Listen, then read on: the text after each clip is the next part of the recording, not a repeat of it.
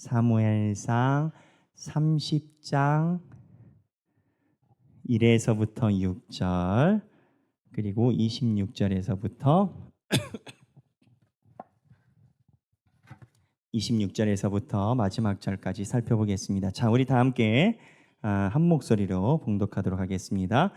다윗과 그의 사람들이 사흘 만에 시글락에 이른 때에 아말렉 사람들이 이미 네겝과 시글락을 침노하였는데 그들이 시글락을 쳐서 불사르고 거기에 있는 젊거나 늙은 여인들은 한 사람도 죽이지 아니하고 다 사로잡아 끌고 자기 길을 갔더라. 다윗과 그의 사람들이 성읍에 이르러 본즉 성읍이 불탔고 자기들의 아내와 자녀들이 사로잡혔는지라. 다윗과 그와 함께한 백성이 울 기력이 없도록 소리를 높여 울었더라. 다윗의 두 아내 이스라엘 여인 아히노암과 갈멜 사람 나발의 아내였던 아비가일도 사로잡혔더라. 백성들이 자녀들 때문에 마음이 슬퍼서 다윗을 돌로 치자 하니 다윗이 크게 다급하였으나 그의 하나님 여호와를 힘입고 용기를 얻었더라. 26절입니다. 다윗이 시글락에 이르러 전리품을 그의 친구 유다 장로들에게 보내어 이르되 보라, 여호와의 원수께서 탈취한 것을 너희에게 선사하노라 하고 베들에 있는 자와 남방 라못에 있는 자와 얏딜에 있는 자와 아로엘에 있는 자와 신못에 있는 자와 에스드모아에 있는 자와 라갈에 있는 자와 여라무엘 사람의 성읍들에 있는 자와 겐 사람의 성읍들에 있는 자와 홀마에 있는 자와 고라산에 있는 자와 아닥에 있는 자와 헤브론에 있는 자에게와 다윗과 그의 사람들이 왕래하던 모든 곳에 보내었더라. 아멘. 이 말씀은 살아계신 하나님의 말씀입니다. 오늘 사무엘서 30장에 보면 다윗이 현재는 블레셋 나라의 장수로 있는 상황입니다. 그런데 다윗이 사울을 죽이러 나가는 마지막 전쟁에 참전할 뻔했습니다. 그러나 여러 우여곡절 끝에 하나님의 은혜로 참전을 안 하고 끌고 올라갔던 군대를 다시 데리고 내려오는 과정에서 다윗의 본진이 아말렉에 의해서 침범을 당합니다. 그리고 그때 다윗과 다윗의 장수들의 가족들이 모두 다 끌려갑니다. 그 당시를 겨녀보면 노예로 데리고 가려고 끌고 간 것이겠죠. 죽이지 않았으니까. 그때 다윗이 굉장히 위급해졌고 하나님을 찾았고 하나님을 찾고 난 후에 다윗이 이 아말렉을 쳐서 승리하게 됩니다. 근데 그냥 승리하게 된 게 아니라 쳐서 승리했을 때 하나님이 다윗에게 전리품을 챙겨주십니다. 그래서 오늘 보면은 30장 26절에 보면 다윗이 시글락에 이르러 전리품을 그의 친구 유다 장로들에게 보내어 이르되라고 이렇게 나와 있습니다. 이 전리품이 아주 다윗 인생에 굉장히 중요한 전환기가 됩니다. 왜냐? 다윗이 지금까지는 세상 말로 얘기를 하면 가난했어요. 왜 가난했냐면 자 생각해 보세요. 블레셋의 장수로 갔다가 하나님 음성 듣고 나왔어요. 아둘람 굴에서 다윗을 따르는 사람 한 400명이 모였어요. 이 400명 뭐 먹고 살까요? 원래 군인들은요 나라에서 주는 월급으로 먹고 삽니다. 그러면 다윗이 나라에서 월급 받을 수 있어요? 못 받아요. 이 400명의 군인들을 다윗이 만약에 데리고 다닌다면 지금으로 생각하면 한 사람당 월급을 얼마 주면 될까요? 100만 원? 200만 원? 최저시급이 한 200만 원 넘는다고 들었으니까 200만 원 준다고 생각하고 400명 곱하면 얼마 나옵니까? 8억이네요. 제가 1부 때 8천만 원이라고 했네. 더하기 빼기 잘못했네. 아유, 이거 어떻게 박이상 목사한테 찍 해야 되나 모르겠네. 저 초등학교 잘 나왔어요. 네, 8억이 드는 겁니다. 이 돈을 다윗이 어떻게 이 8억을 구했겠어요? 근데 오늘 본문에 다윗이 이렇게 가난하게 살다가 처음으로 전리품이 생기고 재산이 확 늘어납니다. 근데 이 전리품이 의미하는 다른 바가 있어요. 성경에 보면 26절부터 다윗이 이 전리품을 사용한 용례가 나옵니다. 그게 뭐냐? 제가 읽으면 26절에 전리품을 그의 친구 유다 장로들에게 보내요. 그리고 여호와의 원수에게 탈취한 것을 너에게 선사하노라 하고 받는 사람들이요, 베델에 있는 자와 남방 라못에 있는 자와 얏딜, 아로엘, 그 다음에 심못, 에스드모, 라갈, 여라무엘 성읍에 있는 자와 홀마, 아닥, 그리고 헤브론에 있는 자라고 나와요. 이게 무엇을 의미하는지 아십니까? 다윗이요, 사울이 죽고 나서 바로 왕이 되지 않았습니다. 사울이 죽고 나서요, 사울의 왕조는요, 사울의 아들인 이스보셋을 왕으로 세웠습니다. 어쩌면 사울의 왕조 입장에서는 사울의 죽고 난 후에 왕위가 계속 간 거예요. 근데 다윗이 사울이 죽고 나서 군대를 일으켜서 나라를 옹립합니다. 그래서 남과 북이 분단된 상태로 몇 년을 가냐? 성경에 의하면 7년 6개월을 갑니다. 지도 한번 띄워줘 보시겠습니까? 하길봉 나왔습니다. 하길봉. 네, 자, 여기 보면은 이게 이스라엘 백성의 다윗이 사울이 죽고 난 후에 지형세예요. 정치적 지형세인데 여기 보면 유다라고 있고 여기가 헤브론입니다. 여기에 다윗이 수도를 정했고 사울의 수도는 여기 기브아라고 있습니다. 이 기브아를 중심으로 이렇게 쫙 갈라져서 여기는 무려 10개의 지파가 연합을 하고 다윗 쪽에는 다윗이 출신한 유다 지파만 결합을 해서 유다 남왕국을 다윗이 통치하고 양분된 상태입니다. 이 상태를 몇 년을 갔다? 7년 6개월을 갔어요. 사울이 죽고 나서. 적은 시간이 아니에요. 근데 다윗이 이때 이 남방에 있는 사람들과 군대를 일으켜서 헤브론의 왕이 될 때, 그때 오늘 전리품을 받은 사람들의 명단이 나옵니다. 지역이. 그 다음 지도 보여주시겠어요? 자, 여기 보면은 조금 더 이스보셋의 나라와 다윗의 나라를 자세하게 이렇게 그려놓은 건데, 여기에 다윗의 지역, 이 지역을 확대해서 그린 지도를 보면 그 다음 지도 보겠습니다. 오늘 본문에서 나오는 에스모, 라못, 아로엘, 에스드모아, 얏딘, 헤브론 쫙 일직선입니다. 그리고 나중에 베델이면 여기서 살짝 올라갑니다. 무엇을 이야기하는지 아십니까? 오늘 다윗이 이 전리품을 가지고 세상적으로 얘기를 하면 정치 자금을 사용한 겁니다.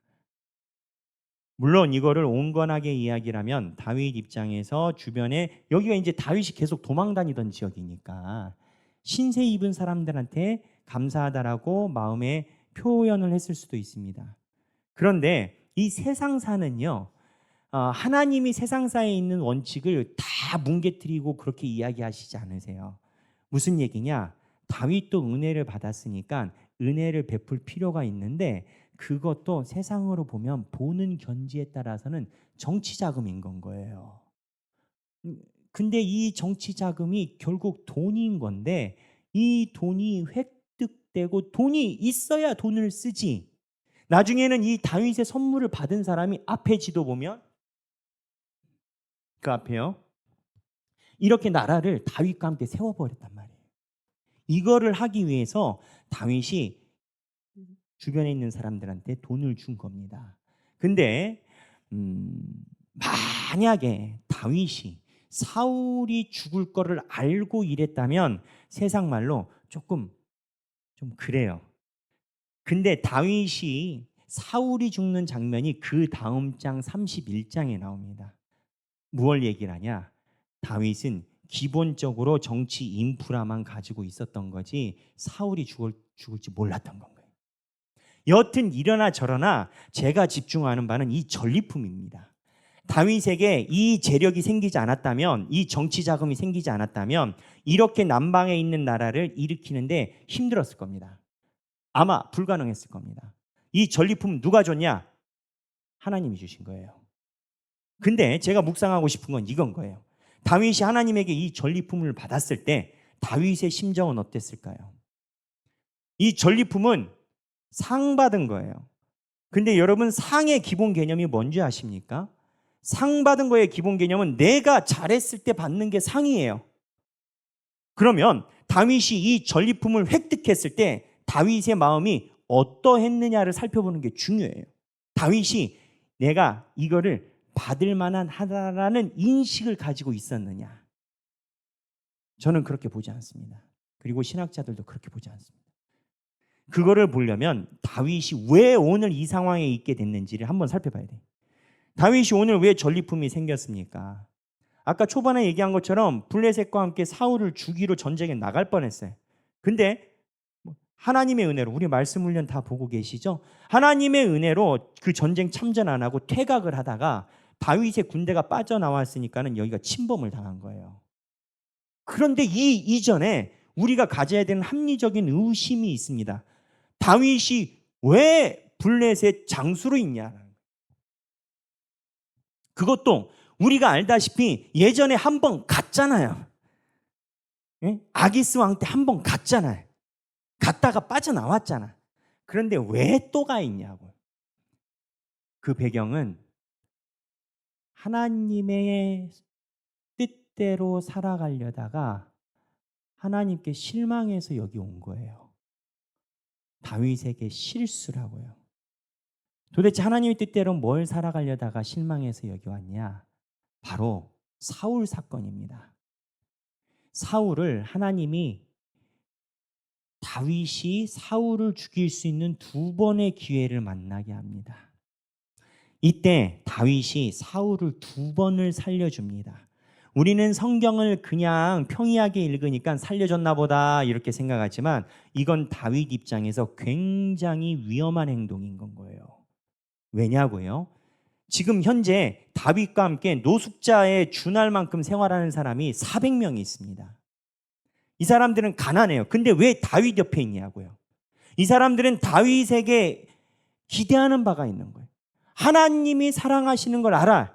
어쩌면 지금은 아니어도 하나님이 이 사람을 쓸 것 같아. 그러나 우리의 현실은 도망자예요. 이러한 상황에서 우리가 도망하는 이유가 사울 때문인데 하나님이 다윗에게 사울을 죽일 수 있는 기회를 처음에 주셨어요.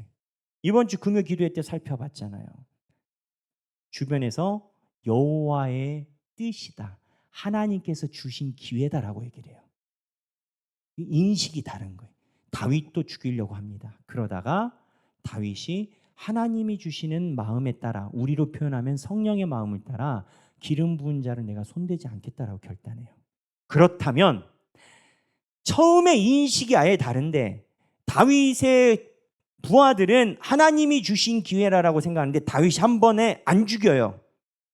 그럼 다윗의 부하들의 인식이 바뀌었을까요? 안 바뀌죠. 그런데 그게 한 번 더 왔어요. 두 번 왔을 때는 아비새가 창으로 눌러버리겠다고, 찍어버리겠다고 해요. 하나님이 주신 기회라는 거예요. 근데 다윗이 그거에 맞서서 기름 부은 자 안 된다라고 해요. 무엇을 의미하는지 아십니까? 다윗의 군대가 다윗의 말을 의심하기 시작했다는 거예요. 근데 다윗 입장에선 그래요. 나를 따르는 군대, 나를 믿는 사람들이 나를 의심하기 시작해도 나는 하나님 앞에 눈을 감고 기도하면 기름 부은 자를 내가 죽일 수가 없는 거야. 신앙의 양심대로 행동을 한 건 거예요. 근데 결과는요. 사울이 그러면 물러가고 자기네들이 잘 살아야 되잖아요. 상황이 바뀐 게 아무것도 없습니다. 여러분, 때로는 내가 하나님의 나라를 위해서 결단을 해도 세상이 안 바뀔 때가 있어요. 엘리야가 갈멜산에서 바알 선지자 450명, 아세라 선지자 400명, 850명을 하늘에서 불이 떨어져서 다 참수를 시키고 내려왔는데 세상이 바뀔 줄 알았는데 오히려 이세벨이 군대를 동원해서 엘리야를 죽여버리겠다고 달려드는 거예요. 내가 생각한 것과 다른 거예요. 그때 신앙이 있는 사람은 엘리야는요, 죽음을 구했습니다. 하나님, 이게 무슨 일입니까? 죽음을 구했어요, 엘리야는. 근데 다윗이 그 상황에 처한 거예요. 하나도 안 바뀌는 게 아니라 내 군대가 나를 의심하기 시작한 거예요. 그래서 하나님에 대한 실망감이 가득해져서 블레셋으로 간 겁니다. 이 블레셋에 가서 다윗이 있는 동안 마음이 얼마나 복잡했겠습니까? 자기는 이스라엘의 왕이 될 사람인데. 그러다가 블레셋과 전쟁에 나가게 됐어요. 그리고 내려오는 길에 다윗의 본진이 아말렉의 공격을 받습니다. 이때 다윗의 부하들의 최종적인 속내가 확 드러납니다. 30장 5절인데요. 4절부터 다 함께 읽어볼까요? 다윗과 그와 함께한 백성이 울 기력이 없도록 소리를 높여 울었더라. 다윗의 두 아내 이스라엘 여인과 아히노암과 갈멜 사람 나발의 아내였던 아비가일도 사로잡혔더라. 백성들이 자녀들 때문에 마음이 슬퍼서 다윗을 돌로 치자 하니 다윗이 크게 다급하였으나, 무슨 내용이냐? 이제 다윗의 장수들이, 다윗의 군사들이 다윗을 죽이려고 하는 겁니다. 이 사람들은 왜 죽이려고 할까요? 이 사람들은 아무리 그래도 그렇지, 이 사람들은 다윗에게 볼 때 최소 변질했다라고 보는 겁니다. 이 군사들의 입장에선 그래요. 그러니까는 성경의 얘기가 아니라 이 다윗의 부하들의 눈이라는 거예요. 아니, 아둘람굴에 있을 때 우리가 당신 도와주려고 모인 거 아니야. 하나님이 함께 계신다고 믿은 거 아니야. 그러면 하나님이 처음에 사울을 죽이라고 할 때 죽였었어야지. 하나님의 뜻이라고 우리가 얘기를 했잖아요. 안 죽여. 좋아. 근데 하나님이 두 번째 주셨잖아. 그럼 창으로 찔렀어야지. 아비새가 대신 죽인다고 하니까 놔뒀어야지. 그래, 좋다. 당신 말에 기름 부은 자, 내 신앙 양심이 안 된다. 그렇다면 당신 신앙 양심에 안 된다면 블레셋의 장수는 뭐냐 이건 거예요. 우리가 지금 블레셋 밑에 녹봉 받아 먹으면서 블레셋의 군인으로 살려고 당신 밑에 온 줄 아느냐라는 거예요. 그러다가 아차 했으면 사울과 하는 전쟁에 나갈 뻔했어요. 사울과 하는 전쟁에 나간다는 건 무엇을 의미하는지 아십니까? 이 400명도요 어쩌면 자기 친척들이 전쟁에 나올 수도 있는 거예요. 그 사람들과 칼부림을 해야 되는 거예요. 아차 싶은 거예요. 다윗 믿고 왔는데 이게 뭔 일이에요? 다윗은 왜 이 판단을 했다고요? 하나님한테 실망하니까. 입이 10개라도 할 말이 없는 거예요. 근데 밑에 기브아로 내려가는데 아차 싶었는데 내 가족들이 다 납치됐어요. 봐라, 다윗, 네가 선택을 잘못하니까 우리까지 재앙을 다 받는다. 내가 믿었던 다윗이 아니다. 내가 봤던 다윗이 아니다. 그래서 죽이려고 하는 거예요. 다윗 인생의 가장 바닥입니다. 근데 이 인생에 하나님 앞에 억울하다라고 말하기도 너무 어려워요. 자기가 잘못한 게 있으니까. 그리고 이 사람들이 나를 죽이려 하는 건지 뭔지도 마음이 엄청 복잡했을 거예요. 내가 사울을 살려줄 때는 신앙의 소신을 따라서 정말 믿는 자로서 옳은 길을 선택한다고 했는데 인생이 이러다 보니까 하나님께서 그거에 대해서 나에게 상급 주신 건 하나도 없는 것 같고 어쩌다 보니 블레셋 장수가 됐고 이제는 내가 죽게 생긴. 그때 다윗이 어떻게 했는지 아십니까? 오늘 성경 본문 6절에 보면 그의 하나님 여호와를 힘입고 용기를 얻었더라. 다윗이 크게 다급하였으나 그의 하나님 여호와를 힘입고 용기를 얻었더라 하고 7절부터 아비아다를 오라고 하고 에봇을 가지고 오라고 하고 하나님께 여쭤보기 시작한 겁니다. 에봇은 소정의 예배 절차를 가져가야만 하나님의 음성을 들을 수 있는 우림과 둠밈이 들어있는 옷입니다. 무슨 얘기냐? 다윗이 블레셋으로 넘어올 땐 하나님께 여쭤본 기록이 없어요. 근데 다윗이 인생의 바닥을 치니까 하나님 앞에 이제 마음이 다시 돌아간 겁니다.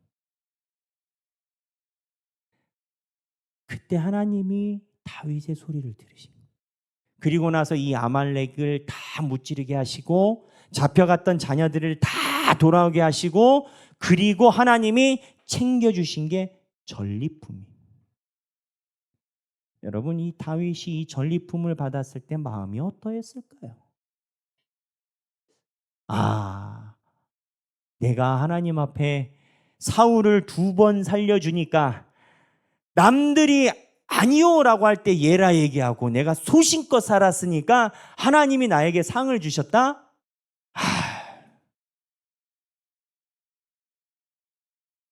이 전리품이 매우 중요한 게 이 전리품이 다윗이 왕권을 세우는데 중요한 노잣돈이 됩니다.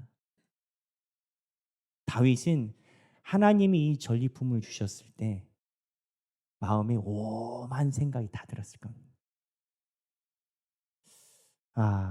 내가 이 땅에 와서 블레셋에 와서 이렇게 사는데 그런데도 하나님이 나를 버리지 않으시고 결국 이렇게 하나님이 해주시는구나. 사실 돌이켜서 생각해 보면요, 다윗이 하나님을 믿지 못하고 왔다 갔다 한 것이 하나님은 다윗을 계속 지키고 계셨어요. 어떻게 지키고 계셨냐? 역사적으로 역산으로 거꾸로 보면 그래요. 다윗은요, 역사적으로 볼 때 시간이 필요했어요. 무슨 시간이 필요했냐? 사울이 알아서 자멸하는 시간. 사울이 알아서 자멸하지 않으면 다윗이 구테타 일으켜야 되는 거예요. 자멸하는 시간이 필요했고, 또한 다윗에게는요, 하나님에게서 시간이 다윗에게 필요했던 이유는 광야에서 고생하면서 하나님만 바라보는 믿음의 훈련의 시간이 필요했어요. 그리고 그것만 필요한 게 아니라 다윗에게 또한 중요한 것 중에 하나가 광야 속에서 다윗을 전적으로 의지해 줄 수 있는 나의 손가발이 될 수 있는 부하들의 감별 시간이 필요했어요. 여러분, 전쟁이 나고 시끄러워지면요, 적군과 아군이 확실하게 구분이 됩니다. 평화 시대에 내가 잘 될 때는 주변에 있는 사람들이 다 연락이 와요. 밥 사준다고 그래요. 만나자고 그래. 근데 내가 힘들어질 때 나를 진정으로 생각해 주는 사람은 적어요. 다윗의 군사들이 이때 다윗을 치려고 하지만 나중에 압살롬 사건에서 구테타가 일어났을 때, 다윗이 또 한 번 구테타 일어나거든요. 자기 아들 때문에. 그때는 이 사람들이 다윗을 지켜요. 다윗에게는 사람이 필요했어요. 하나님은 지금 다윗을 버린 게 아니라 다윗이 했었던 실수조차도 하나님께서 귀한 것으로 여겨서 바꿔서 다윗을 준비시키고 계셨던 차원이라는 거예요. 하지만 다윗의 입장은 이 전리품을 받을 때 마음이 굉장히 오묘했을 거라는 거예요. 다윗 입장에서는 하나님한테 이게 상이라고 이야기도 하지 못했을 거예요. 내가 한 과오가 있으니까. 사랑하는 성도 여러분, 여러분들은 여러분의 삶을 어떻게 생각하십니까? 내가 공부 잘해서 이 정도 됐다? 내가 어느 정도 돼가지고 이 정도 위치에 올라왔다? 여러분, 우리는 그걸 알아야 됩니다. 하나님께서 나의 모든 과오를 다 아시지만 하나님이 다윗에게 하신 것처럼 묻지 않으시고 우리를 받아주셨다는 거예요. 다윗은 자기의 인생에 받은 전리품을 당연한 것으로 생각하지 않았어요. 우리도 마찬가지. 가장 교만한 사람이 자기가 잘나서 인생 잘 성공한 것이라고 생각하는 사람이 제일 교만한 사람. 하나님이 그동안에 나에게 손길을 쓰셔서 사용하셨던 사람들, 그리고 때로는 내가 이렇게 설 만한 위치도 되지 않는데 하나님께서 나에게 과분하게 채워주신 부분들이 있음을 우리는 알아야 돼요. 사랑하는 우리 성도 여러분, 우리의 모든 삶은 하나님의 은혜입니다. 그리고 우리가 우리의 삶을 다윗처럼 은혜로 고백할 때 우리의 삶이 다윗과 같아질 줄로 믿습니다. 우리 이 시간에 함께 찬양하기를 원합니다. 송경민 목사님이 쓰신 은혜라는 찬양이에요. 다윗이 아마 이 찬양을 알았다면 이 찬양을 같이 하지 않았을까 저는 생각을 하곤 해요. 가사가 그래요. 내가 누려왔던 모든 것이, 내가 지나왔던 모든 시간이, 내가 걸어왔던 모든 순간이 당연한 것이 아니라 은혜였어. 아침 해가 뜨고 저녁 노을 봄의 꽃향기가 하는 건 당연한 것이 아니라 은혜였어. 저보다 나이 많으신 분들은 더 많이 아시겠지만 저는 최근에도 제 지인들이 건강상의 이유로 나이가 젊은데도 어려워지는 사람들 소식을 듣곤 합니다.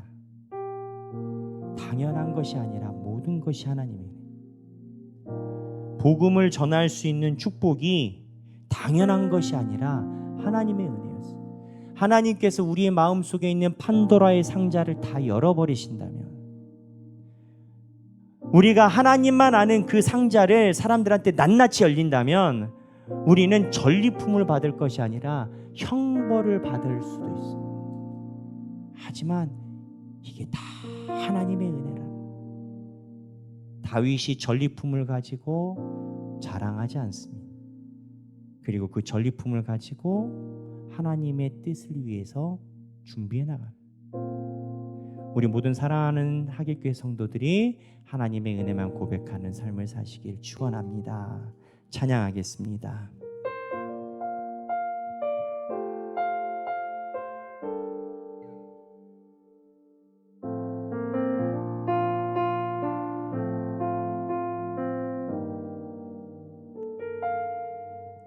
내가 누려왔던 모든 것들이,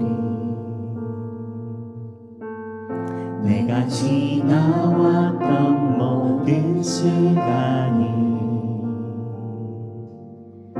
내가 걸어왔던 모든 순간이 당연한 것 아니라 은혜였어. 아침 해가 뜨고 저녁에 노을, 봄의 꽃향기와 가을의 열매, 변하는 계절의 모든 순간이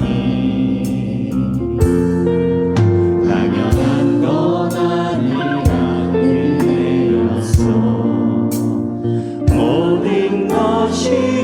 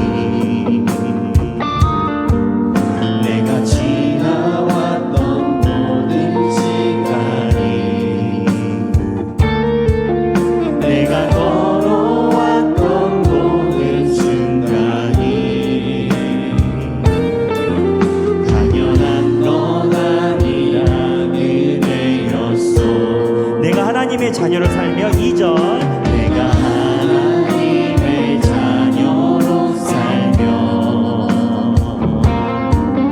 오늘 찬양하고 예배하는 삶 복음을 전할 수 있는 축복이 복음을 전할 수 있는 축복이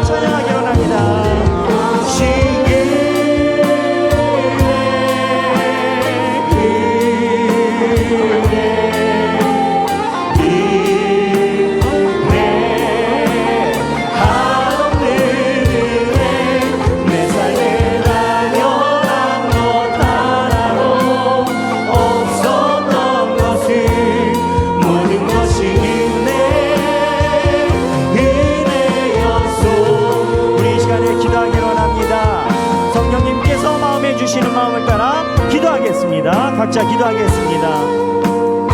하나님 아버지여, 내가 복음을 전하고 아버지의 말씀을 전하고 아버지 주님의 교회를 섬기는 것이 모든 은혜인 것을 고백합니다. 하나님 아버지여, 부족함에도 불구하고 성령님께서 내 마음속에 우리의 마음속에 임하사 하나님의 마음으로 우리의 가르치시고 우리의 모든 것을 짚어주시며 우리의 모든 것을 만져주시며 은혜임을 고백합니다. 아버지여, 내게 당연한 상급이 어디 있겠습니까? 하나님 아버지, 우리에게 당연한 상이 어디 있겠습니까? 아버지여, 주님의 결과를 내려놓으면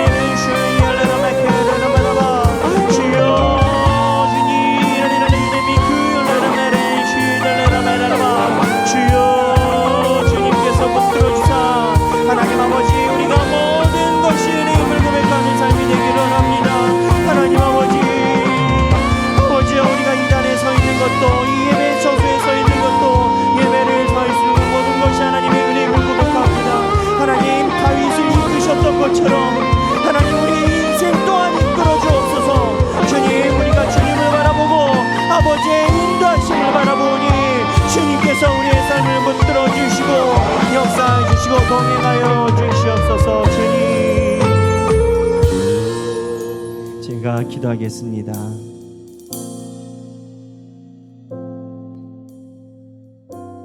하나님 아버지, 우리가 주님 앞에 예배를 드릴 수 있는 것이 당연한 것이 아니라 주님의 은혜임을 고백합니다.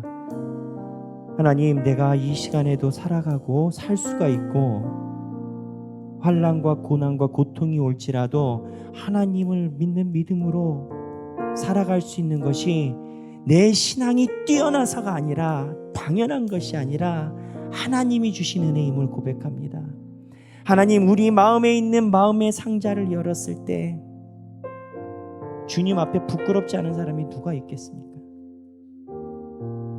우리가 신앙이 좋기 때문에 하나님께서 건강과 생을 주신 것이 아님을 우리가 잘 압니다.